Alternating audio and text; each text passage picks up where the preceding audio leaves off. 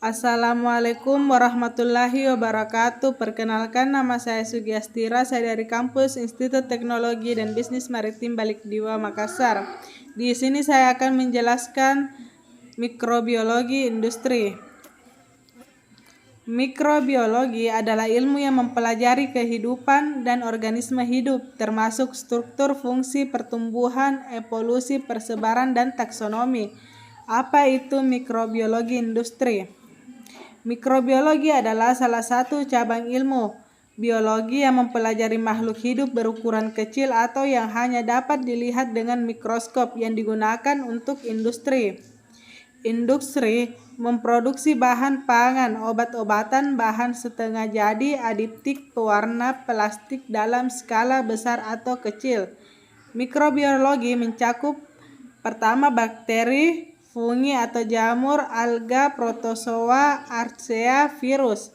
Definisi mikrobiologi industri. Mikrobiologi industri merupakan salah satu cabang mikrobiologi yang mengkaji pemanfaatan mikroorganisme untuk menghasilkan produk-produk. A. Bahan yang dapat dikonsumsi langsung atau bahan pangan. B. Bahan setengah jadi yang harus dicampurkan dengan bahan lainnya agar dapat dikonsumsi. C. Bahan obat-obatan, vaksin, antibiotik, vitamin, pewarna makanan, penyedap makanan, enzim. D. Bahan kimia, etanol, pewarna pakaian, pewarna cat, plastik, biodegradable. Kenapa menggunakan mikroorganisme untuk memproduksi?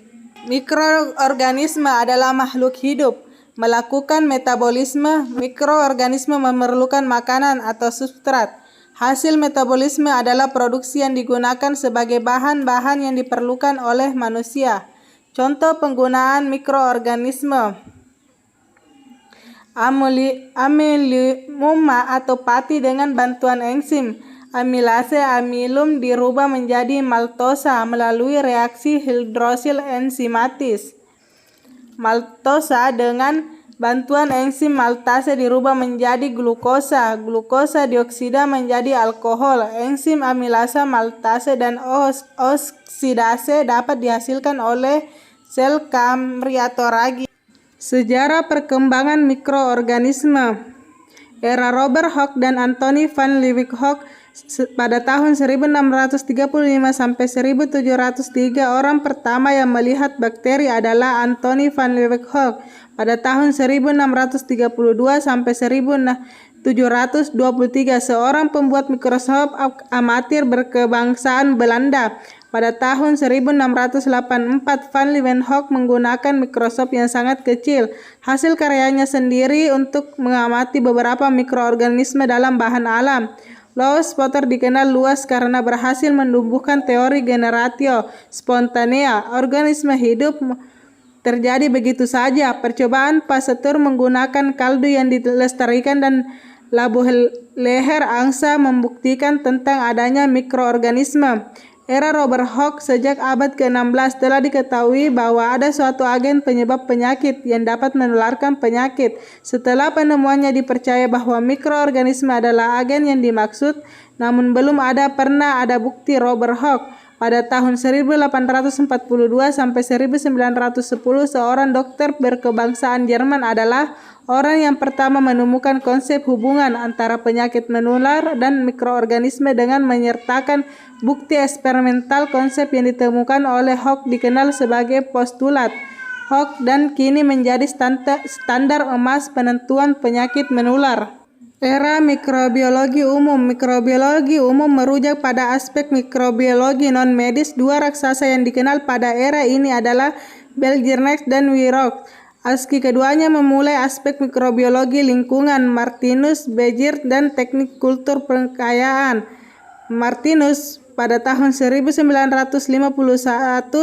sampai 1931 adalah profesor berkebangsaan Belanda yang berkontribusi besar terhadap teknik kultur pengkayaan. Pada teknik ini, mikroorganisme diisolasi dari alam dan ditumbuhkan di laboratorium dengan manipulasi nutrisi dan kondisi.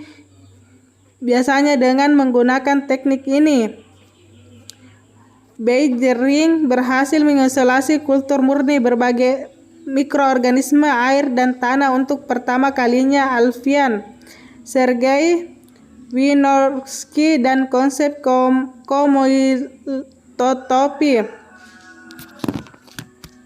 Pekerjaan Sergei Wynorski pada tahun 1856 sampai 1953 asal Rusia mirip dengan yang dilakukan Bergering, namun dia mendalami bakteri yang terlibat dalam siklus nitrogen dan siklus sulfur. Konsep yang dicetuskan berkaitan dengan adanya hubungan antara oksida senyawa anorganik dengan konservasi energi dengan menggunakan teknik pengkayaan.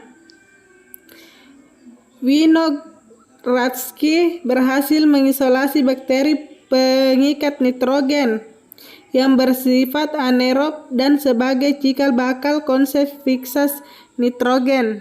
Mikrobiologi modern memasuki abad ke-20 mulai berkembang dua cabang mikrobiologi yang masih saling berhubungan, mikrobiologi dasar atau basic dan mikrobiologi teraplikasi atau applied. Mikrobiologi dasar mengacu pada penemuan-penemuan baru di bidang ini, sedangkan mikrobiologi teraplikasi mengacu pada aspek pemecahan masalah atau problem solving yang berhubungan dengan bidang ini. Sejak ditemukannya konsep tentang DNA, maka bidang mikrobiologi pun memasuki era molekuler. Keberhasilan sequencing DNA berhasil mengungkap hubungan filogenetik atau evolusi di antara berhasil jenis bakteri. Karakteristik industri mikrobiologi. Mikrobiologi sering dibagi menjadi subdisiplin ilmu seperti medical mikrobiologi, mikrobiologi lingkungan, mikrobiologi pangan, dan industri mikrobiologi. Batas-batas antara subdivisi biasanya tidak jelas dan dibuat hanya untuk kenyamanan. Hambatan atau kerugian proses mikrobiologi adalah waktunya lambat, beberapa hari, konsentrasi produk rendah sehingga proses pemurnian memerlukan biaya tinggi, produksi sensitif, mudah rusak terhadap perubahan suhu atau tekanan atau kondisi lingkungan, memerlukan pengendalian proses yang rumit karena berhubungan dengan makhluk hidup. Semua proses berlangsung pada kondisi steril karena mudah terkontaminasi oleh mikroba lain. Syarat yang harus dipenuhi bagi proses mikroba industri: yang pertama, mikroorganisme; kedua, substrat atau bahan baku; ketiga, fermentor; yang keempat, alat-alat pemisahan atau padat sampai cair. Kontrol kondisi. Karakteristik mikroorganisme industri. Mikroorganisme yang akan digunakan untuk industri harus mempunyai karakteristik tertentu, yaitu yang pertama, stabil. Mikroorganisme harus stabil, artinya apabila ditumbuhkan di depan kondisi yang terkendali dapat menghasilkan suatu produk yang tetap sama. Yang kedua, produktivitas tinggi. Yang ketiga, murni. Yang keempat, tidak patogen. Substrat. Salah satu substrat atau bahan baku yang paling disukai oleh mikroorganisme adalah monosakarida. Yang kedua, linoselulosa adalah bahan baku potensial untuk dijadikan substrat mikroorganisme untuk menghasilkan berbagai macam produk.